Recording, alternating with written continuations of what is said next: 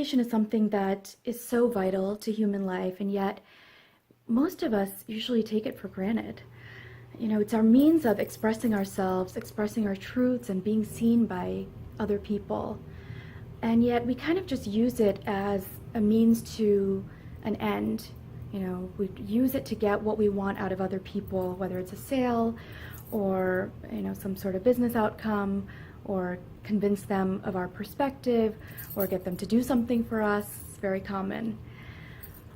So in this course, what I really want to challenge you to do is reframe communication into something that we use just with the goal of connecting and relating to another person.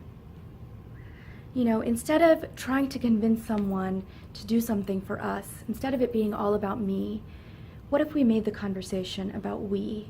And instead of trying to convince someone of our side of something, what if we really co-create a perspective that incorporates all sides? It's a very rich area to explore, and by doing this, you'll actually find that you can create stronger, longer lasting relationships that have more value over time, that create more business opportunities, more happiness, more friendship. So I'm really excited to bring this to you, and I hope that you will enjoy this course. Okay, so jumping right in, why connected conversations? It's so important to understand, why do we need to change the way that we communicate? Well, most of us, when we're communicating, we are using communication as a means to an end. You might, if you think about it, you'll realize that when you call someone up, you are usually trying to get them to do something. You're trying to get something from them, whether it's new business, or whether it's friendship, or whether it's just someone who's going to listen to you, and you're really serving your own egoic need through communicating. Now, the reason that this is flawed is because it only takes one person in the communication into account, when in fact, there's another person that we sort of take for granted when we're so focused on our own needs and wants. So when we communicate to connect, we're actually communicating to both express ourselves and to understand the other person, and then together to find a solution that works for both parties. And the reason we want to do this, why do we want to just, not focus on our own needs and make sure that we get everything we need? Well, because that's not sustainable. Having that approach towards life and towards our relationships is going to help us get immediate ego gratification, help us get immediate fulfillment in whatever we need. But long term, we're not going to be able to sustain those relationships, which over time can really provide us with a lot of value, in terms of money, in terms of business, in terms of opportunities, and in terms of personal fulfillment. So when we communicate to connect, we are learning how to really transform these relationships that we have in our lives to be more meaningful and fulfilling. Some of the benefits, some of the many: achieving greater self-awareness, discovering and overcoming our negative and limiting thought patterns, developing greater empathy and compassion for others, communicating more effectively with others, taking risks and living more freely, selling more effectively. We all know that the more we can connect with people on a personal level, the more they actually like us and believe that we care about them, the more they're going to buy from us also and do business with us because they trust us.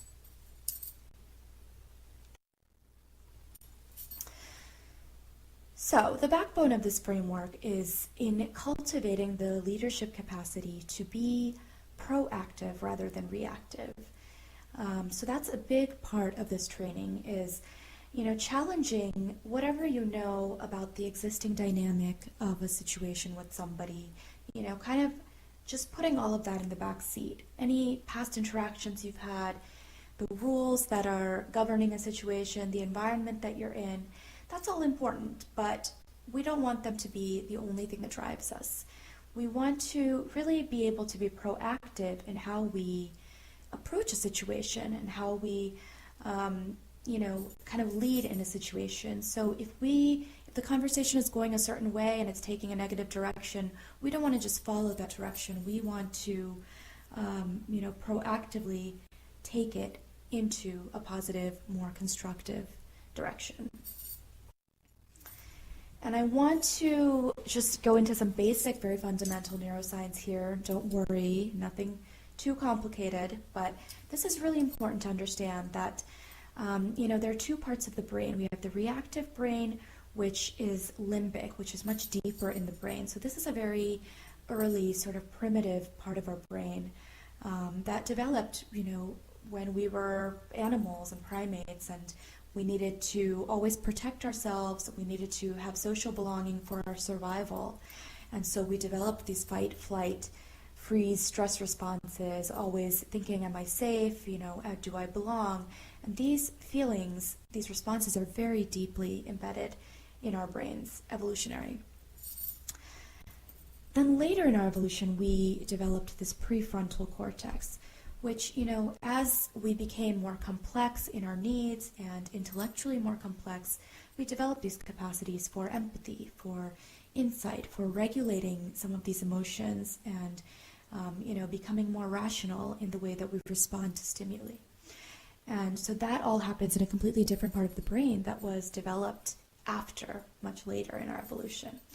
So really when we are doing connected conversations or any sort of, healthy communication, we need to some level, bypass this limbic brain, this reactive part of our brain, which automatically gets turned on. And we need to be more conscious to act from the prefrontal cortex and act more rationally and constructively, which, it doesn't come naturally. It's something that we have to practice and consciously do.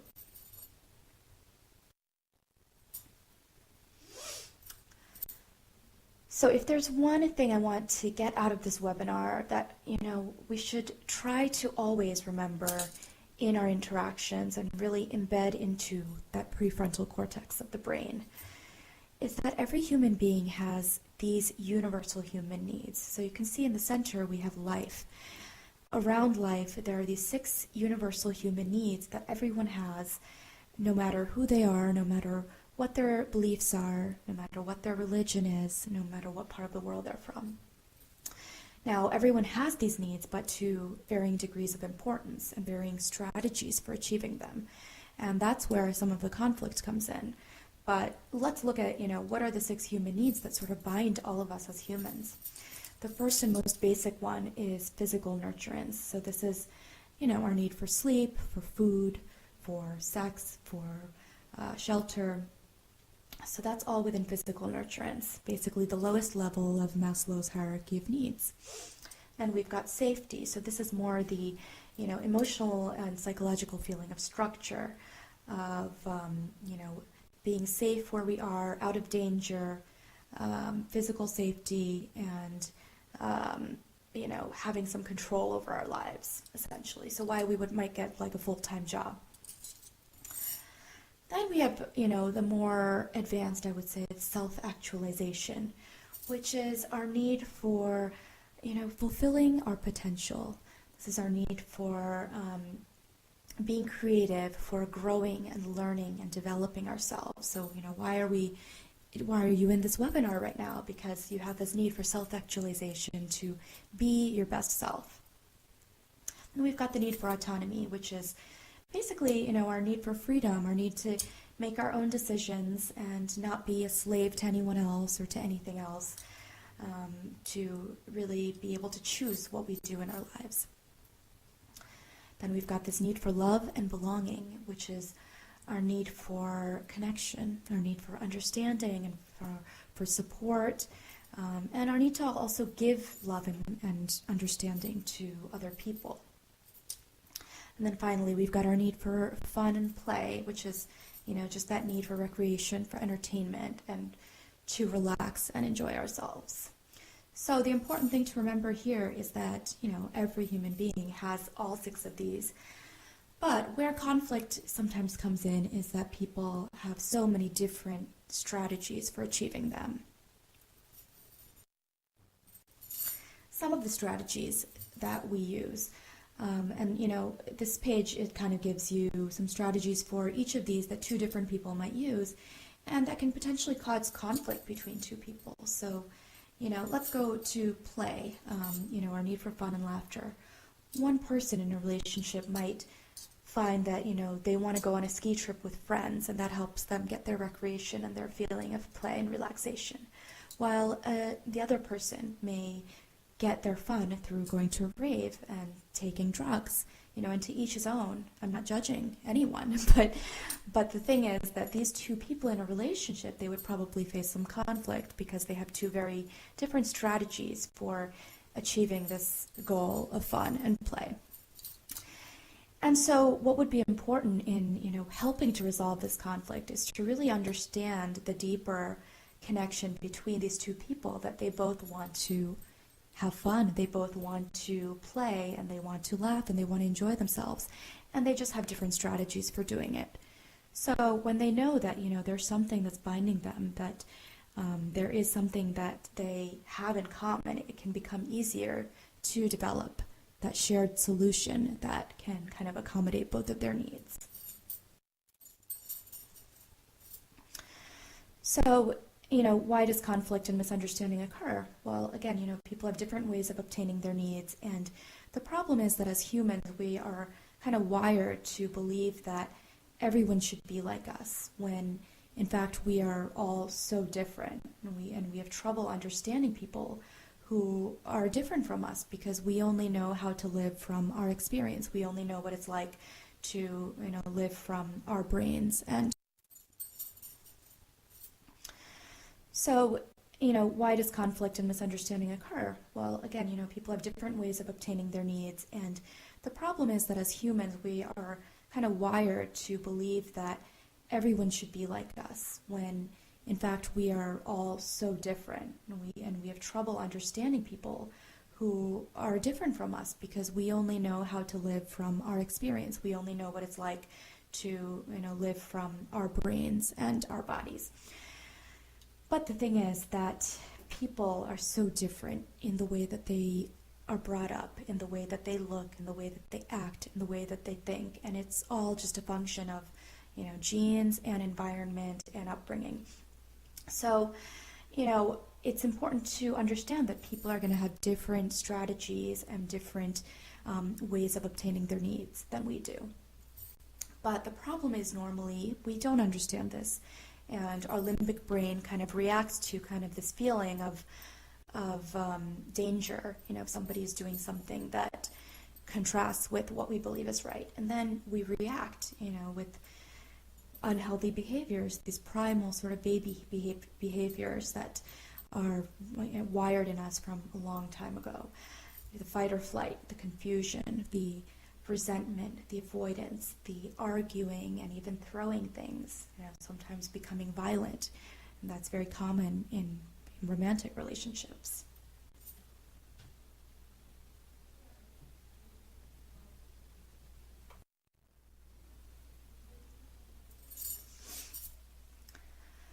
So when we are engaging in some of these violent behaviors, we can often use life-alienating forms of communication, which really just make the situation worse and, are just perpetuating kind of the unhealthy communication. So let's take an example where there is, a boy and a girl in a relationship. They decide to meet for dinner. And the girl gets to the restaurant at 7 p.m. That's the time they decided to meet. And the man, he shows up at 7:20. She's waiting the whole time. She's hungry and she feels uncared for. And that's the important part here, is that she feels really hurt. She feels, uncared for, neglected, and that she's not important enough. So instead of just sharing that in its truth, in its simplicity, she feels vulnerable, to share something that's just such a deep core pain. So she might use a moralistic judgment, something like, "You shouldn't have made me wait so long." And that's something that is, kind of just like a judgment, something that can really alienate the other person. So, the guy is thinking, okay, well, who is she then to tell me what I should and shouldn't have done? She doesn't understand me. She could also make a comparison. My last boyfriend never used to make me wait. And that would, of course, also make him really resentful. Like, why is she comparing me to someone else? I'm a different person. She could make demands. If you're late again, I'm leaving you. Again, that's alienating. That's like, she's making threats, she's giving me ultimatums, and that's dangerous. And all the while, what she really wants to say, or what the truest, expression in her is, I felt really hurt when you made me wait for you. I want to feel important to you. How can we solve this? How can we make it so that I understand you and that I don't get hurt again? I actually want to go back here. Before making the request, it's important to share your feelings, your observation, and your needs, but also to understand, I want to understand what made you 20 minutes late, and why didn't you text me or call me? And then after understanding that, coming up with the request, what is the solution to this? How can we meet both of our needs so that this doesn't happen in the future? And finally, what if we could always remember? We have both been hurt and disappointed throughout our lives. We have the same underlying needs for love, for safety, security, growth, and freedom. What if we could always remember our hearts when we are in an interaction, especially when we're in a conflict, that deep down we both want the same things. We're both, very human, and we, at the very heart of it, we want to be good people. We want to do what's best for us and for others, and we're doing that in the only way that we know how. And so let's come up with a solution from there.